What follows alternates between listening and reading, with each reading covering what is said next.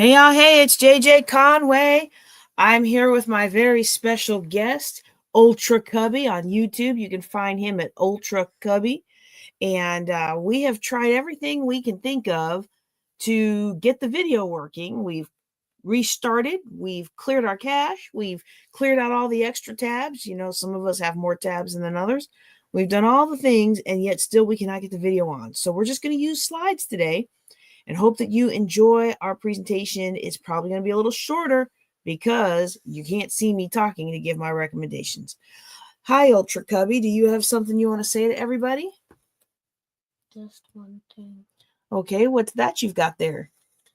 It's another football card. Oh, a football affirmation. What does it say? It says 59. Joy is the best strategy on game day. Ooh, do you have fun during the games? When we win. Not when we lose. Not when we lose 28-0. Yeah, that was pretty tough. But that was an undefeated team. So, what does that affirmation mean to you? Okay. Do you have anything else to say? Yeah. All right. Say goodnight to everybody. What? Oh, you're gonna stay here? Yeah. Okay. All right, everybody. You said say goodnight. Well, yeah. Even if you're gonna snuggle, they're not gonna be talking with you. Unless you're gonna talk about real estate. Do you want to talk about real estate? Tell me what to talk, because you know I love to talk. I know you do, but you don't know anything about this stuff. But you can snuggle. Aww. You can still snuggle. I guess that's a good thing. Money is not the most important thing in life. Yeah? What's the most important thing in life? God. Making it to heaven for sure. Relationship with the Lord. All the stuff that relates to God and Jesus and that stuff. The Holy Spirit. Yeah. All right. Well, today we're going to be talking. Excuse me. Hey, it's JJ Conway. I want to welcome you to the Ladies of Wealth live recording. These recordings get made into our Ladies of Wealth podcast. I admit I am very behind in uploading the podcast we've had since the last 2 months. Somebody asked me about it yesterday, and I was like, oh, because she hadn't seen any new updates. And so I super want to appreciate my Stephenville, Texas crew. Our Ladies of Wealth group on Meetup has grown from just 1 member 6 months ago to 15 members today. I'm super excited about that. And even though we cannot get the camera working, we're still going to talk about my recommendations for real estate investing. And so let me get to the slides. Before I give my actual projections, I want to put in perspective some stuff that's been happening in our society. Some of you may have seen this back during the time of COVID. And I do apologize. We have it streaming to Facebook, not Facebook. We have it streaming to YouTube on the vertical, but I feel like with these slides, that's not going to be very helpful. When I originally set up the broadcast, I didn't know my camera was going to be wonky. I had just finished another meeting with it, and so I don't know why it's doing this, but I do apologize to those of you who are watching on YouTube trying to use the portrait mode. I will go ahead and read this for those who can't read it on their screen. Wait, can I read it? Sure, go ahead. Okay. Read it loud so the camera gets your voice, please. I got you. Okay. It says... Just start here. Okay. For a small... When you are 14, start there. Okay. Wait. No, you start here. Imagine you were an American. Okay, guys. Imagine you were an American born in 1900.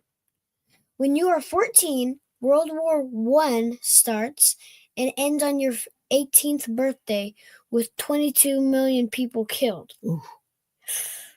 Later in the year, like that year, a Spanish flu epidemic hits the planet and runs until you are 20. So that's 2 years. 50 million people die from it in those 2 years. Yes, 50 million. When you're 29, the Great Depression begins. Unemployment hits 25%. Global, I know that's GDP, but what does that stand for? Gross domestic product. Global gross domestic product drops 27%. That runs until you are 33, 4 years. The country nearly collapses along with the world economy. When you are 39, World War II starts, and you aren't even over the hill yet. When you're 41, the United States is fully pulled into WWII, World War II. World War II. Between your 39th and your 45th birthday, 75 million people perish in the war and in the Holocaust. Holocaust kills 6 million. At 52, the Korean War starts and 5 million perish. At 64, the Vietnam War begins, and it doesn't end for many years. 4 million people die in conflict. Approaching your 62nd birthday, you have Cuban Missile Crisis, a tipping point in the Cold War? When was that? I'll explain it later. Okay. In our life on our planet as we know it could well have ended. Great leaders prevented that from happening. As you turn 75, Vietnam War finally ends. So that's 11 years. Think of everyone. A little longer than that. Wait. Just keep going. Okay. 52 to 75. That's 23 years. No, because at 60. Wait. At 60. Oh, wrong war. Oh, man. Okay, you were right. Go ahead. We'll cut me out of the podcast. No, he won't. All right. Think of Okay. everyone on the planet. Think of everyone on the planet born in 1900. Mm-hmm. How do you survive all of that? A kid in 1985 didn't think their 85-year-old grandparent understood how hard school was. Yet those grandparents, and now great-grandparents, survived through everything listed above. Wow. Yeah. So when I found this, there's actually a longer one that lists things like the Challenger explosion and some of the other things that are out there. And this is going to be so hard with me not being able to switch to me on the screen. Let me just try again. Nope, it's saying the camera is being used by something else, but I don't see anywhere else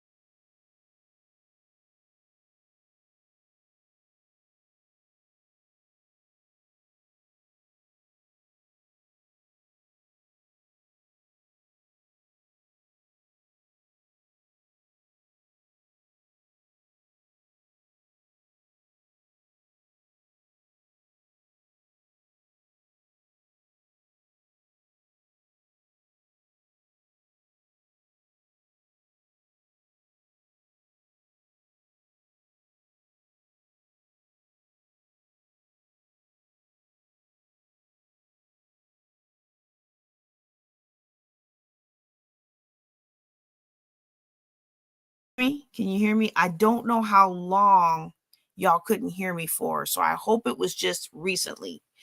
Because I'm not going to go through all that history again. um, but right now we're at a place where people's ability to buy a house is rapidly outpacing their income. And it's the same, the grocery store. I mean, meat today that used to be £2 5 years ago is, well, maybe 6 years ago, is $7 a pound. People like Gordon Ramsay took the cheap oxtail and made it bougie, and now oxtail is like 15-20 a pound when it used to be like $1.99. Okay, so you have a lot of different factors in play, and real estate is no different. The ability of people to buy the house they want is rapidly escaping them. I am not, however, going to jump on the bandwagon of, oh, nobody can afford to buy a house anymore. I'm not going to jump on that bandwagon. What I am going to say, though, is a lot of people probably can't buy the house they want, and they can't buy the house they could have bought 6 years ago. I think that those are fair statements, but it doesn't mean that they can't get in the real estate game. Okay? What this does mean for you and for me is that we have to understand that this represents an opportunity for us. See, if people cannot afford to buy a house anymore and they're stuck renting and the rental prices are skyrocketing, then we find that there is a problem. And if you are the solution to a problem, you are rewarded handsomely in the market. So what am I talking about? What I'm talking about is, if you find a way to meet this need in a way that is profitable for you and profitable for the end user of the property you acquire, you will not only be able to have your pick of good renters, or if you prefer not to be a landlord, people to sell your property to, but you will be able to help stem the tide of people who are hurting, and you will be able to provide a service to people who are hurting while still making an honest profit for yourself. Now, I know some of you on here today, you don't care if it's an honest profit or not. You don't care. That didn't come out right. Ooh, that didn't come out right. What I really meant was, of course, we're not dishonest here. If you're dishonest, you're not watching my channel, right? But what I meant was, many of us, we're just going to get the dollar. We're going to get whatever dollar we can get, okay? And I understand that mindset. But now that I am financially secure, my mindset is different. I'm not just trying to scarf up all the money I can scarf up. I'm trying to make a difference, and I'm playing a long game.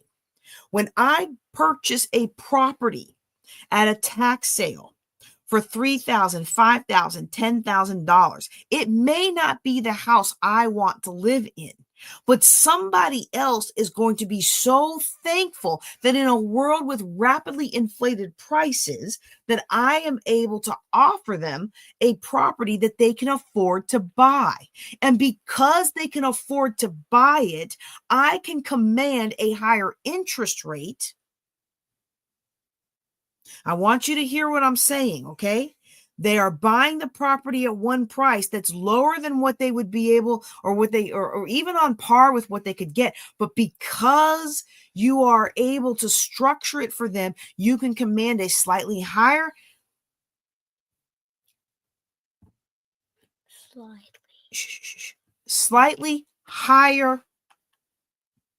interest rate. You can command a slightly higher price. You can command a slightly higher down payment because you are providing a need.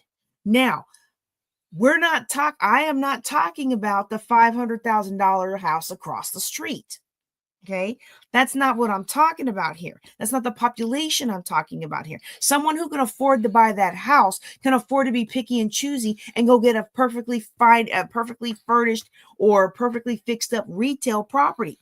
I'm talking about somebody who feels like the American dream has passed them by and they're never going to be able to afford to buy a house. But you come along with the house that instead of renting it out to poor people at 20 times than what the rent really should be, you are offering them an opportunity to buy a house of their own and have something to pass on to their future generations. Now you are making a difference, and because you are making that difference, you generally will find that the sale of that property or the rent to own of that property, depending on the market you're in and what's legal, that will be more profitable for you.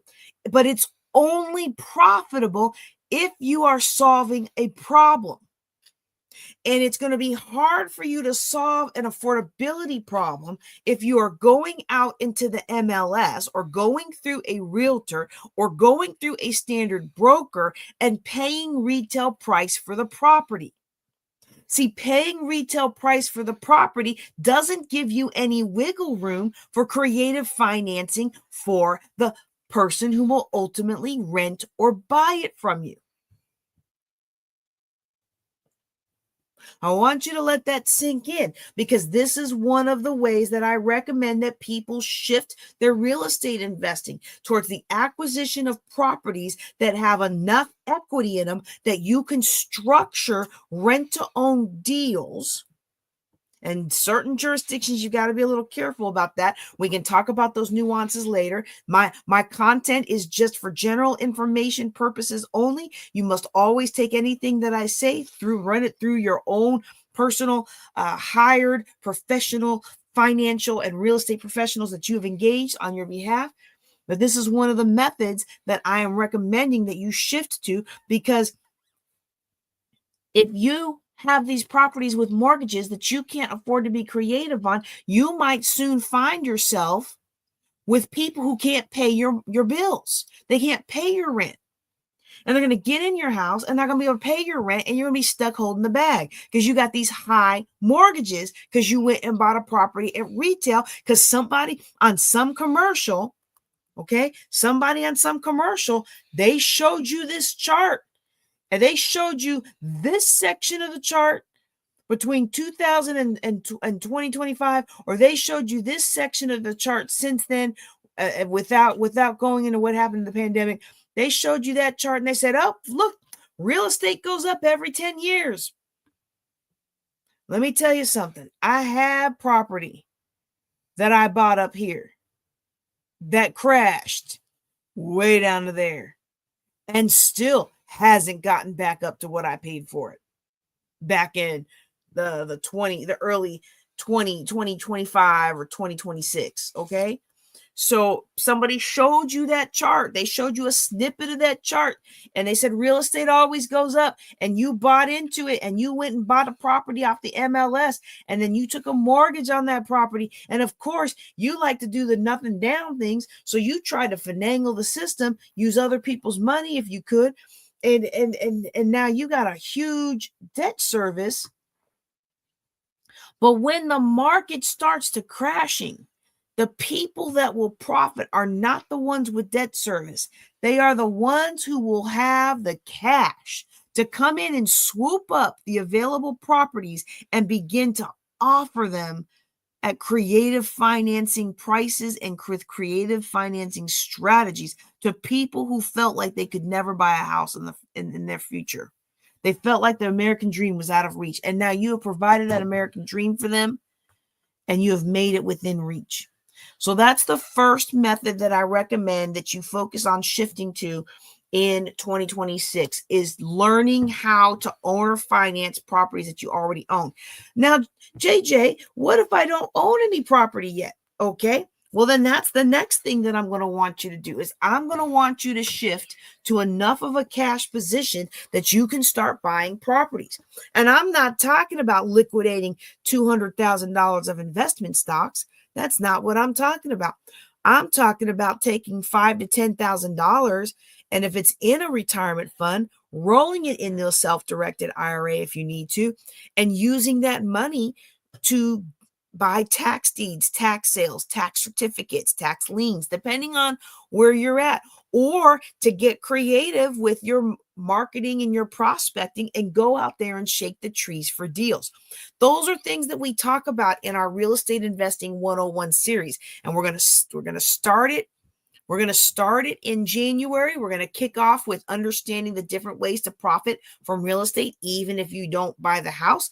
Then we're going to roll into wholesaling. We're going to roll into finding properties, driving for dollars, self-directed IRAs. We talk about all these different things that help you get started. But to me, the biggest thing you need to do in 2026 is actually get started. Don't be like the guy I met at my very first real estate investor meeting. It was Sherman Ragland's meeting out in Bowie, Maryland, and we were meeting in the firehouse, I do believe, the firehouse or the fire banquet hall. And this guy comes up to me. He's like, yeah, we're in line. It was Larry Goins. Larry Goins was the guy who taught the class, and he was selling something in the back, and Sherman was also selling something in the back.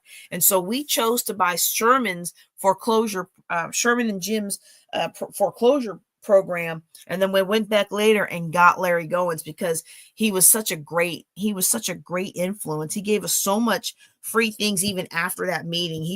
He was really a stand-up guy. I mean, he's still alive, I'm sure, but I don't think he's teaching real estate anymore.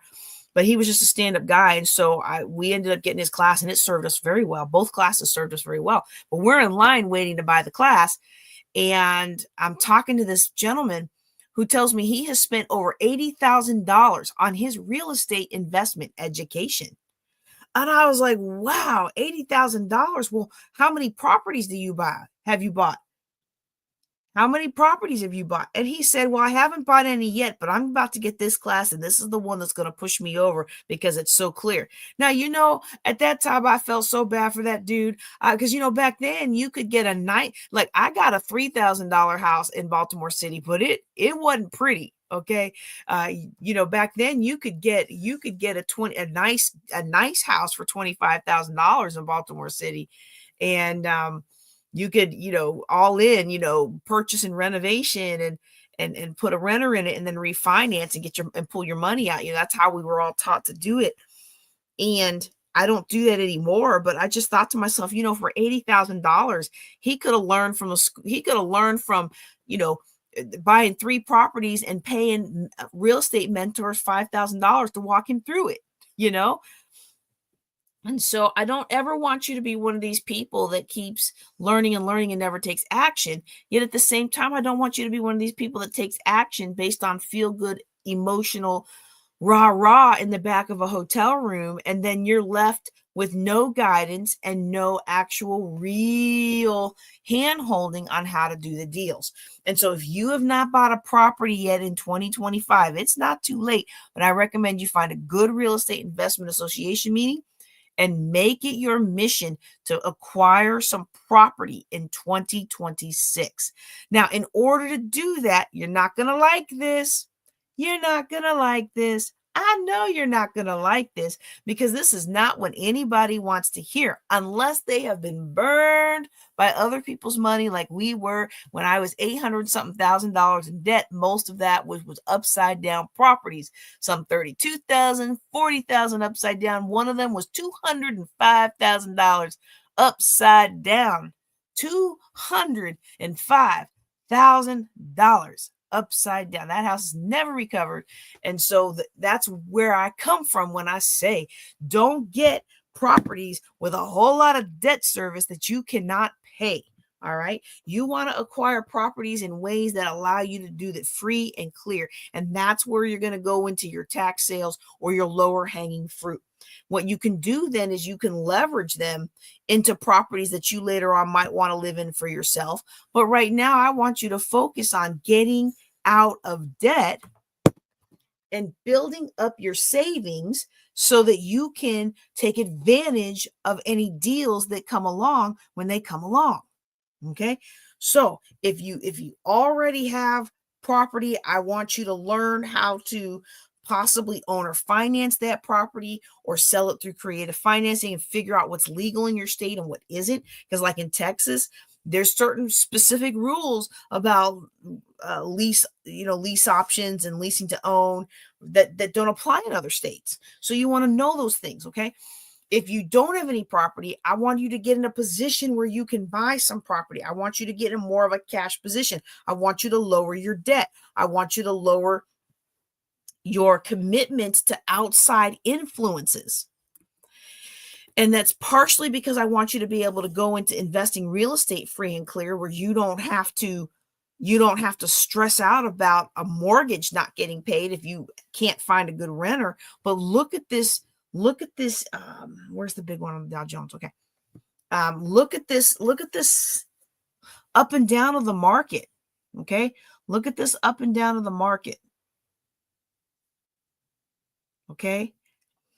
I don't know that we'll ever see as big of a drop as we see here on, 29 October, 1929, Black Tuesday, that high mark, and then it dropped down, right?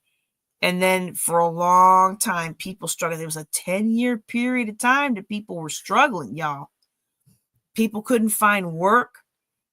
I remember the story of a friend's father who, this mentor's father. He was much older and he recently passed away.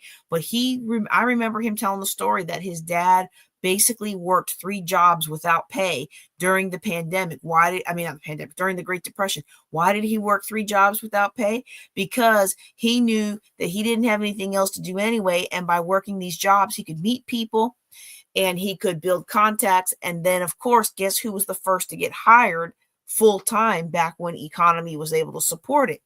Well, you and I probably can't do that in the situation we're in. You know why I hope you can. Today is just not coming out right. It's just not coming out right, y'all. What I mean to say is the bulk of the American public can't weather that storm without government assistance, because the bulk of the American public can't even put together $400 to help them in an emergency. Your financial standing, if we do get into some kind of severe market correction, is going to be enhanced by minimizing your debt positions, shifting to more of a cash savings position, and investing in real estate, possibly even paying down your house and making sure to protect that legally so nobody sees a juicy paid for house and goes after it. But then also, you're going to want to be able to have strategies for taking care of your family. People who made it through the Depression learned how to home economize. They learned how to grow and hunt and to grow their own food, hunt their own food, fish their own food. And you say, oh, well, I'm a city gal, I'm a city guy. But these are the kinds of things that could be is the difference between you coming through a coming crash with your family in a good financial position versus you coming through a potential future crash with your family beholden and practically enslaved due to all the debt that you would bring up during the crash if it goes 10 years like the last big one, okay? Because you weren't prepared. So I'm going to encourage everybody under the sound of my voice. When I'm talking about my real estate recommendations for 2026, I'm not just talking about real estate. I am talking about your financial future. I am asking you to future-proof your family by learning these real estate investment skills. Real estate is going to be the big deal in the coming years. It's not going to be the only deal, but it's going to be a big deal. And AI can't do anything about housing. So you're all upset that AI is taking your job. Okay, but AI doesn't build a house. And a lot of the housing that's out there, people are going to need, they're the housing that you could buy. And somebody's going to get creative and get that money from people. It might as well be somebody good-hearted like yourself. All right. Okay. So that's my recommendation. Those are my 2 biggest recommendations. I have more, but it's really awkward for me to be going behind the screen and not being able to see you. So I'm going to wrap it up. But I don't want to say that. Even though I'm talking about real estate today, it is our third Thursday, and we always talk about real estate on the third Thursday. I want to qualify my financial recommendations for everybody under the sound of my voice is not just to get adept with real estate, to pay down their house, to pay down, to build up their savings, but is also to look at the other forms of abundance. Make sure you are getting your health together, because in order to survive what some people are projecting is coming in the market, you are going to need to be resilient, and your body is going to need to be strong. And if some of these pharmaceutical companies implode, you are going to need to be able to maintain your own health, which means understanding your body and how, what your sleep cycles and other things are. Okay. That's one form of abundance. Building relationships. Maybe you don't know how to sew. Maybe you don't know how to fish. Maybe you don't know how to hunt. Maybe you don't know how to grow anything. Can you build relationships with other people so that if this projection is as bad as they say it's going to be, that you will not be left holding the bag, and you will not be enslaved by the coming debt products that are supposedly going to bail you out, but are instead going to chain you to the wall? Okay. And so can you build those relationships? Relationships are a form of abundance. Okay. Do you have spiritual abundance? Have you built a spiritual connection? There are so many times in my business where I made a decision simply after praying and following the leading of the Spirit, and sometimes knowing without knowing, which is a gift of the Spirit. And then finding out that, wow, this or that and the other was really the Lord. Sometimes I didn't even know it was the Lord, but it was the Lord. And sometimes that's in a decision that I made for business. That's even back when I was in the military. Well, I better not go into those stories. We'll be here all day. Okay. But you want to carve out for yourself a truly abundant life in all areas of abundance. And stock market and real estate investing are just two of the many areas that you can focus on as we go into 2026. Additional forms of income, additional streams of income, those are going to be important too.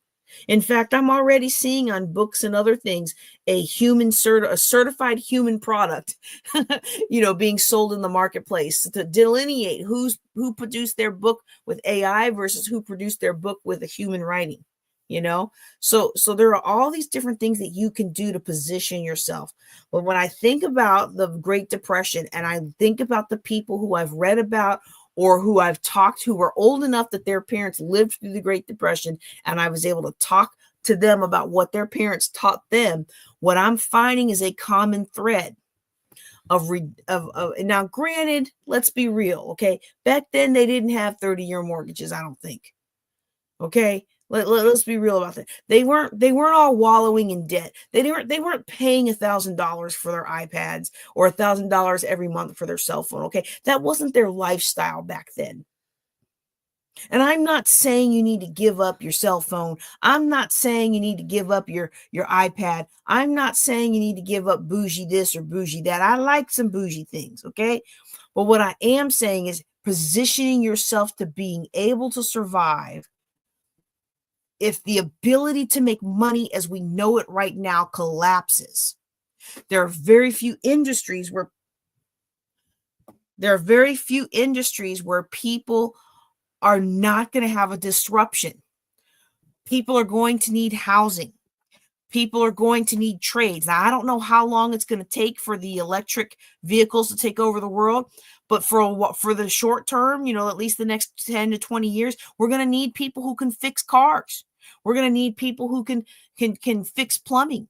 We're going to need people who can run electricity. We're going to need those things, and AI cannot replace those things in the short term. I don't know if it ever will, but it can't replace those things. Okay. We're going to need, elder care is going to be a thing. I'll admit it. I'm a little concerned that some of these policies are pushing towards eliminating, and I don't know how many of y'all remember, but I remember being in the town hall where the Secretary of Defense said, get rid of all the old people, right? And I have a clip on my YouTube where at the beginning of the pandemic, the Lieutenant Governor of Texas was like, Well, all the old people should willingly die so the rest of us have resources. I was just like, I can't believe this man said this. And then I end up moving to Texas, right? So we want to be a student of the market trends. I am going to recommend highly that you learn to invest in ways that do not require debt.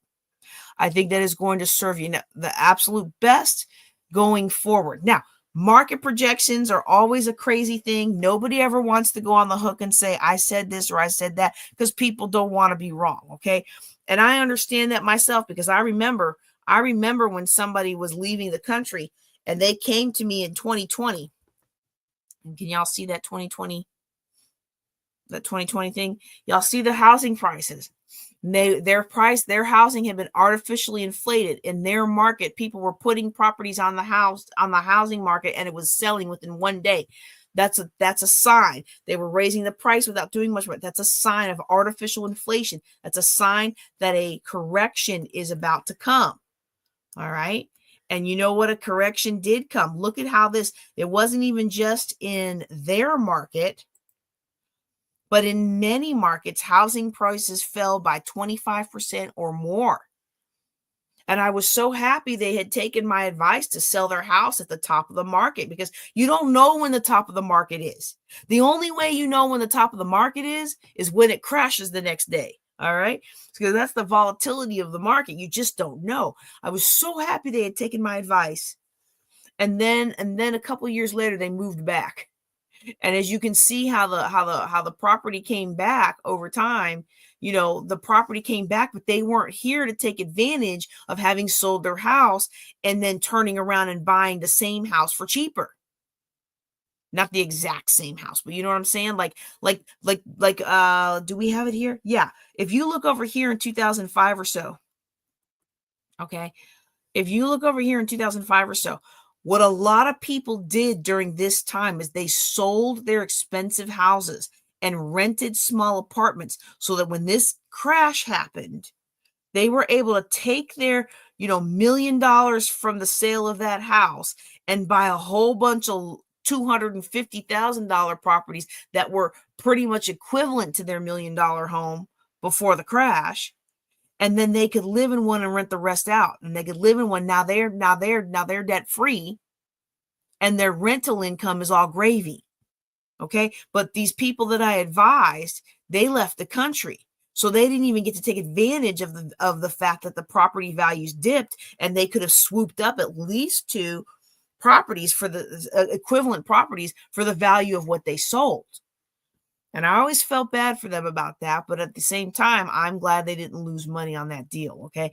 I want you to be positioned the next time we see a correction like this, the next time we see a big dip, I want you to be positioned to be able to take advantage of it. And that requires shifting to more of a cash position. All right, everybody. I think that's enough for one night. I think we're going to go ahead and wrap it up. Again, I do apologize that can't really see me, although since we use these Thursday night lives for the podcast, I guess it's okay because you can hear me. Hopefully. With all that, I'm going to go ahead and get off the line and tend to my little one. I hope you've enjoyed tonight's session, even though you can't see me, and I hope that you will take care and be blessed.